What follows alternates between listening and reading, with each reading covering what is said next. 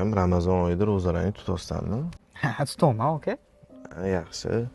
Ehsonlarchi, kambag'allarni eslab qo'ydingmi bu oyda?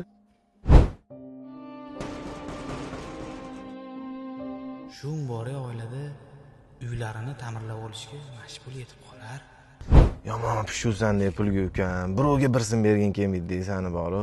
O'zingizcha o'zingiz ehson qilib turibsizmi? O'zim Murod do'stim ham ancha qiynalib qolibdi. Shu mashinani ehson qilib bersa, ishlari ancha yaxshi bo'lib ketsa kerak. Mana Mahmudjon kelyapti. Ey Mahmudchi. Et beradi hozir. Ha, ezib beradi. O'rtoq, yaxshimisan? Tuzukmisan? Assalomu alaykum aka. Mahmudchi, va alaykum assalom. Ha, rahmat. Nimalar haqida gaplashyapsizlar? Shu Nodirga yetib turdim, ehsonlar berib turibsanmi bundoq deb. Ye? Hali ehson qilmadinglarmi? Ramazonda, ye? Voy, manchi bor-u.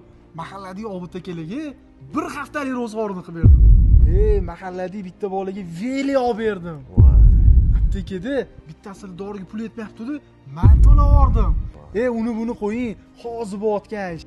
Oldimdan bitta tilanch chiqib qoluvdi, 50 ming so'm berib Ajoyib bo'lasan-da, o'rtoq. Yaxshi bo'lasan. Yuringlar, qani bir uyga kiraylikchi.